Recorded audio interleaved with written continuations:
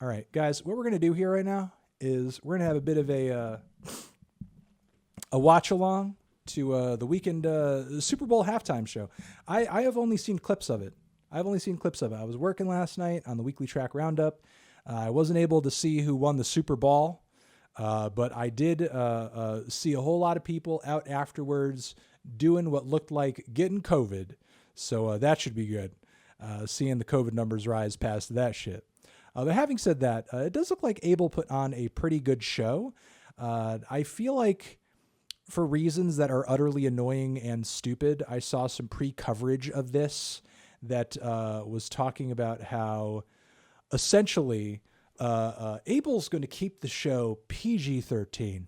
He's going to keep it PG-13, guys. It's going to keep it PG-13, which again is a concern every single time we do a Super Bowl thing because everyone's thinking into the back of their heads like, oh, when Janet Jackson had her nipples shown with Justin Timberlake, oh, the humanity, oh my God. For whatever reason, that is seared into the memories of even people who weren't even alive for it. But again, we constantly need to be thinking about how PG is the next Super Bowl show going to be? When in reality, like if you know anything about Abel's music, you don't expect the guy to get on stage and like get real sexy with it, you know? You know what I mean? Like if there's any threat of anything happening during a Weeknd show, like someone's going to cry, you know, there's going to be someone crying. Now, like, of course he went extravagant with it because that's kind of his new, freaking vibe. That's his new persona, and everything. And that's cool. And that's cool. But, if we were talking about like some old school House of Balloons Weeknd here performing during the Super Bowl, it would just be depressing. Then the concern would have to be how many people are going to cry during this set. Would you let me know? I'm curious. How many people will this be a PG set and will there be crying during it? Free the tip. That's right, chat. Free that tip. So I'm going to give this thing a watch. I'm going to give this thing a view. We're going to experience it together and see how exactly it went. I've seen a range of opinions on this thing. It's mind-blowing. It's mid. I mean, it looks like a pretty fluid, expensively staged performance. So I'm pretty excited to see how much money they blew on this thing. It seems like there was a lot of concept going into this. I wonder how much money Pepsi blew on it. Ooh, Pepsi, the official Pepsi halftime show with The Weeknd. Let's give it a try. Ba-bam.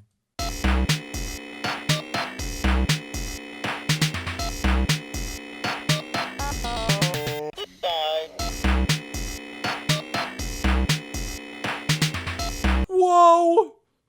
Whoa! Whoa! Whoa, whoa, whoa, whoa and a half.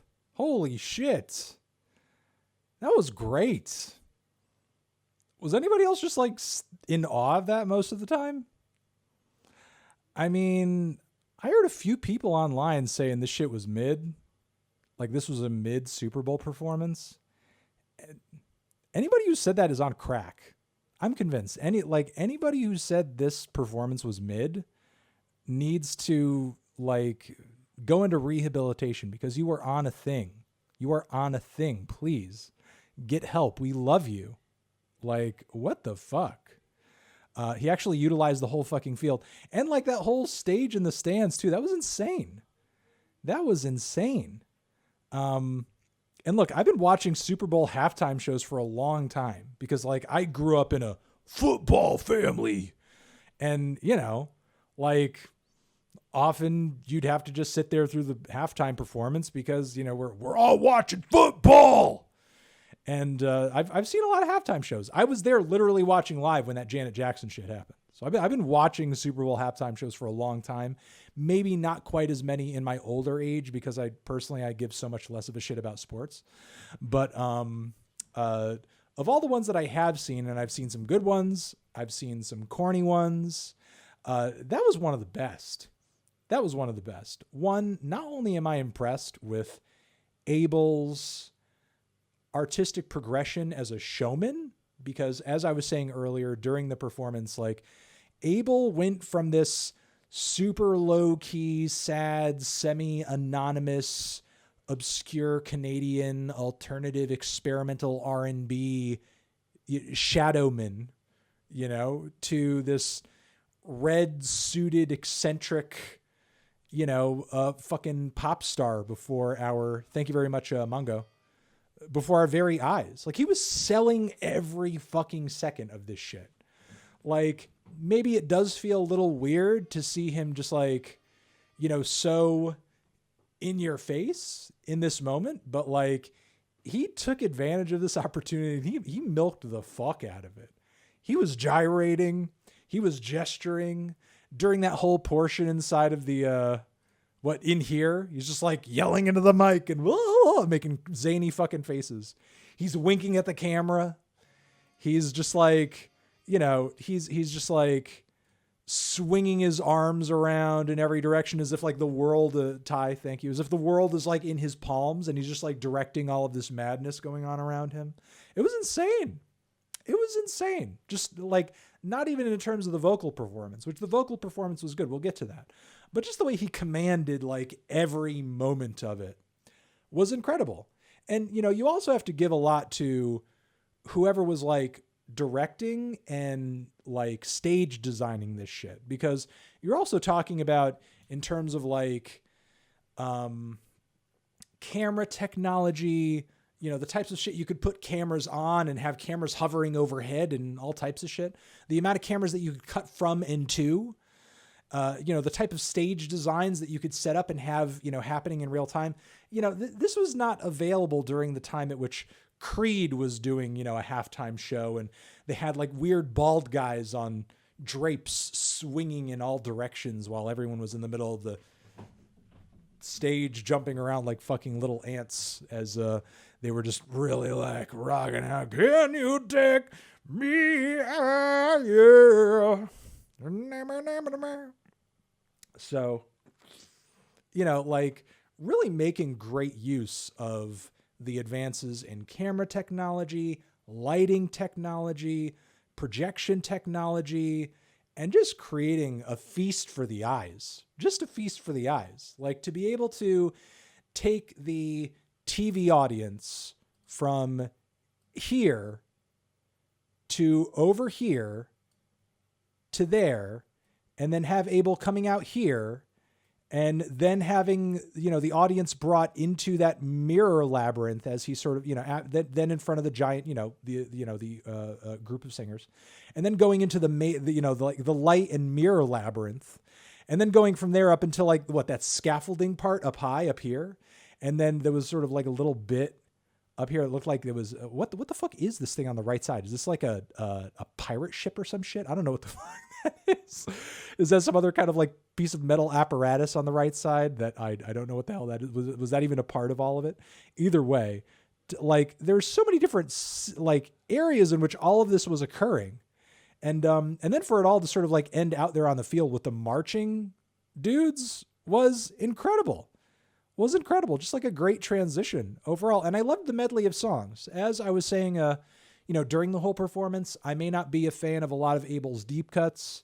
I do have some projects of his that I like. I do like his new project. I do think Echoes of Silence, weirdly enough, you know, I may be the odd man out on this. I think that's my favorite of the, you know, kind of the early mixtape era. But you know, having said that, I usually am a sucker for the hits, and he was playing all the hits.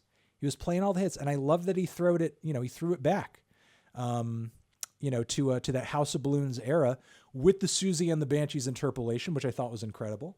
And I love the way that aesthetically and instrumentally so much stuff got, you know, revised here. There were even tracks that were being performed and played here, and either between the instrumentation or Abel's vocal performance, like he was even selling me on tracks I wasn't that crazy about. He was even selling me on tracks I was like, not crazy about that one. 'Cause you deserve it. I'm really not a fan, you know, but like, bam, on here, I love it. Fuck, it's great. It's fantastic. Big Baby Zoobs, thank you. And then again with the vocals, look, I've seen a lot of Super Bowl performances. Felipe, appreciate it. And there are a lot of Super Bowl performances where the vocals are either phoned in or they are pre-taped as fuck. And you either tell because it sounds exactly like the studio recording, or, you see the vocals out of sync.